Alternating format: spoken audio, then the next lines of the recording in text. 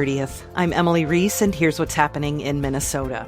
The Minneapolis City Council today approved a $600,000 lawsuit settlement with a woman who claims then police officer Derek Chauvin used excessive force against her in 2020.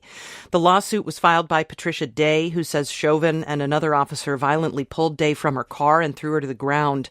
The complaint alleges Chauvin then knelt on Day's back while she was handcuffed, in a similar manner to Chauvin's treatment of George Floyd.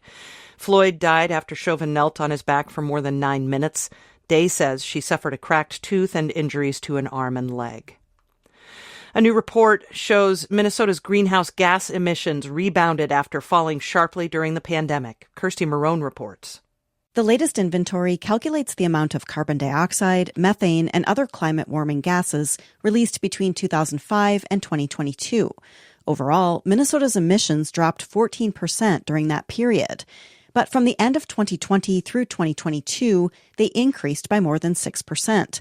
Katrina Kessler is Minnesota Pollution Control Agency Commissioner. As we return to the pre-pandemic routines, emissions that dropped steeply in 2020 rebounded, and the trend that we're seeing in Minnesota is reflected across the nation. Kessler says emissions from transportation, electricity generation, and agriculture remain below 2019 levels.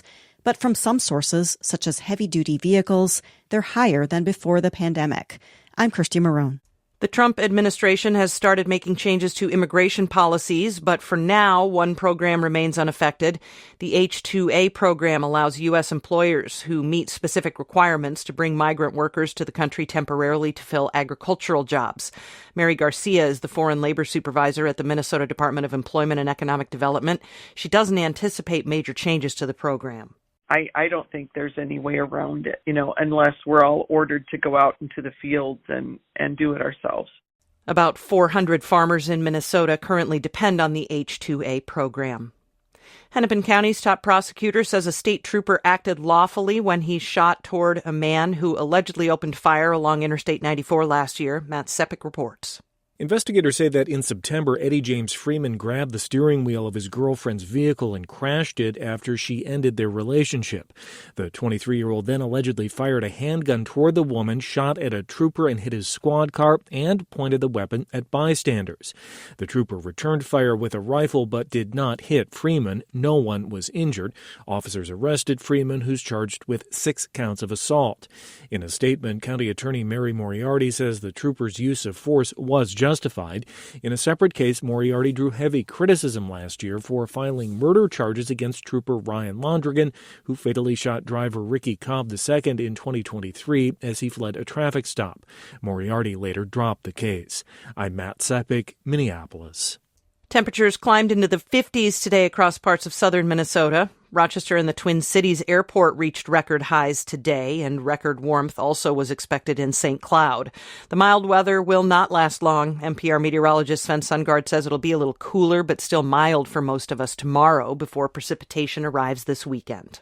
Rain and snow showers develop Saturday. In southern Minnesota, unfortunately, with those milder temperatures, it could be a mix to start. At Thief River Falls, Alexandria, St. Cloud through the Twin Cities, probably under an inch, but 1 to 3 inches, the Iron Range, 2 to 4 inches in Duluth, and 4 to 7 inches potentially of additional snowfall for the Grand Marais and Grand Portage areas. Another shot of cooler air arrives next week, along with chances for light snow statewide. In sports, the Timberwolves beat the Phoenix Suns last night, 121 to 113. And Edwards led Minnesota with 33 points. Wolves have won 4 in a row. They play the Jazz tonight in Utah. The Wild beat the Maple Leafs in Toronto last night, 3-1. The Wild face off against the Canadiens tonight in Montreal.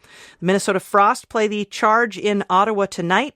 Gopher women's basketball team plays number 4 USC in Southern California tonight. Gopher men's basketball hosts Washington on Saturday. Your forecast in Minnesota for tonight, partly cloudy, lows in the teens up north to the upper 20s in the south.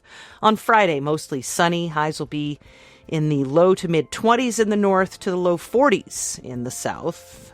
That's it for Minnesota Today. Thanks for listening. You'll have a new update on Friday morning.